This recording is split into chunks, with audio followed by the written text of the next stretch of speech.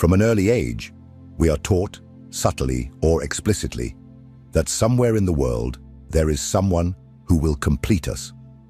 This idea, deeply rooted in Western culture, is repeated ad nauseum in movies, songs, novels, and even superficial therapeutic speeches.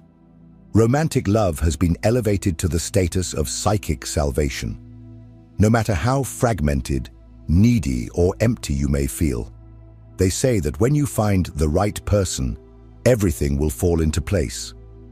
This myth is dangerous.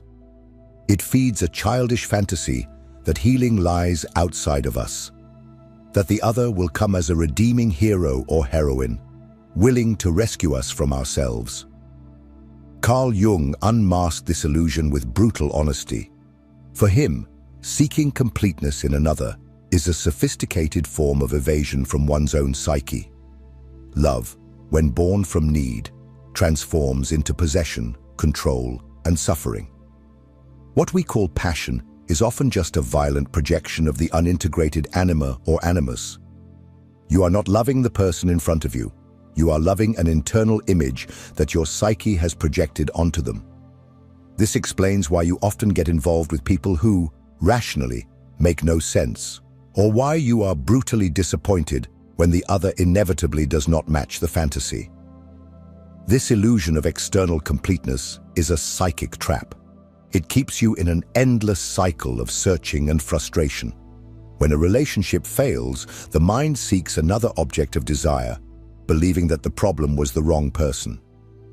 And so you go on, jumping from relationship to relationship, accumulating pain, resentment, and a growing sense that true love may not even exist.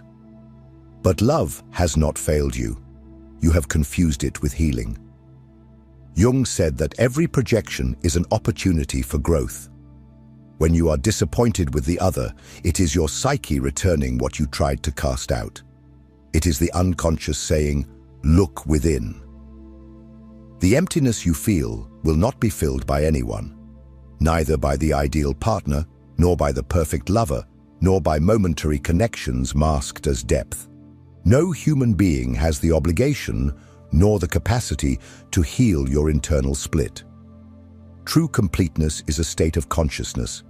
It arises from the integration of opposites within oneself: reason and emotion, strength and vulnerability, light and shadow, anima and animus. When this happens, the other ceases to be a remedy and becomes a mirror, someone with whom you share the journey, not someone who walks for you. But this journey is not linear. It requires facing oneself. It demands crossing the desert of one's own soul, without guarantees, without external promises. And the name of this path, in Jungian psychology, is individuation. The process by which you stop seeking in the other what you can only find within yourself.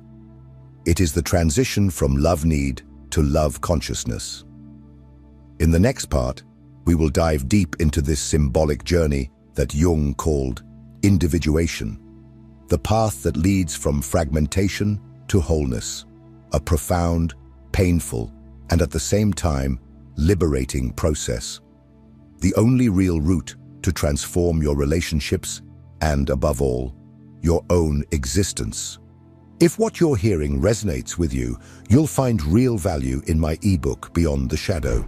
It breaks down Jung's core ideas and gives you tools to understand yourself more deeply.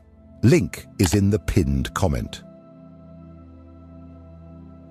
You have spent your entire life trying to fit in, trying to be good enough for others, trying to meet family expectations, trying to find a safe place within unstable relationships.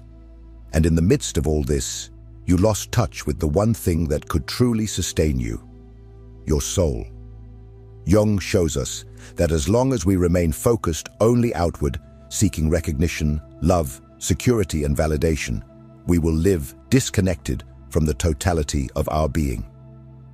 True transformation begins when you turn your gaze inward, when you stop running away from yourself and start the process of individuation. Individuation is not self-help. It is not a quick fix. It is not about becoming your best version in the eyes of the world. It is a symbolic, deep and painful journey towards reconciliation with everything you have repressed, denied, or feared within yourself. It is the path back to wholeness, a return not to what you want to be, but to what you are in all your complexity. During individuation, you are called to integrate the fragmented aspects of the psyche, the ego with the unconscious, the persona with the shadow, the inner masculine with the inner feminine. Each step in this process requires confronting uncomfortable truths, your contradictions, your rejected impulses, your repressed emotions, your unprocessed traumas. It is in this dive that you find what truly moves you, and also what silently sabotages you. It is in this journey that the anima and animus lose the power to project fantasies onto others and begin to function as internal guides. The shadow, once feared, becomes a source of power, and the ego, once inflated or fragile, learns to dialogue with the deeper layers of the soul. This is the turning point, when you stop blaming the world or others for your suffering and begin to understand that healing can only come from within. And most importantly, when you start to relate not from a place of lack, but from a place of wholeness. This changes everything, because you no longer need the other to feel alive, seen, or loved. You have already found within yourself what you were desperately seeking outside. Relationships cease to be attempts at salvation and become spaces of truth, encounters between two whole beings, self-aware, willing to grow together, and not to devour each other. But to walk this path, maturity is required. It is necessary to abandon the comfort of illusion and face the discomfort of authenticity. It is necessary to accept that the other will not come to save you, and that this, contrary to what it seems, is a liberation. Now that you understand the depth of this process, it is time to face the hardest truth of all. As long as you run away from yourself, no relationship will work. No love will be enough. No company will suffice. And it is precisely this truth that we will reveal, without anesthesia, in the final part of this journey. There comes a moment when you need to face the reality you've tried to avoid your whole life. No matter how much someone loves you, no matter how hard you try to keep a relationship alive, no matter how much you idealize the other, no relationship, no matter how intense or sincere, will save you from yourself. This is a harsh but liberating truth, because as long as you are still looking for salvation in someone else's love, you will remain trapped in a cycle of expectation and frustration that drains the soul. The healing you seek is not in the other, it is in you. It is in the moment you sit with yourself and stop running away. It is in the time you face the inner silence without needing to distract yourself. It is in the instant you look at your own shadow and decide not to project it onto anyone else anymore. From there, everything begins to change. Not from the outside in, but from the inside out. Relationships are not the problem. They are the mirror. They reveal, with surgical precision, what is misaligned within your psyche. When you feel invisible in a relationship, perhaps you are blind to yourself. When you feel that the other does not listen to you, it may be because you haven't listened to your own soul for years. When you are repeatedly disappointed, perhaps you are expecting someone to play a role that only you can fulfill. The good news is that you no longer need to remain trapped in this cycle. The process of individuation, the journey of becoming whole, has already begun when you decided to stop and listen to this message. This, in itself, is a sign that something within you no longer wants to live anesthetized.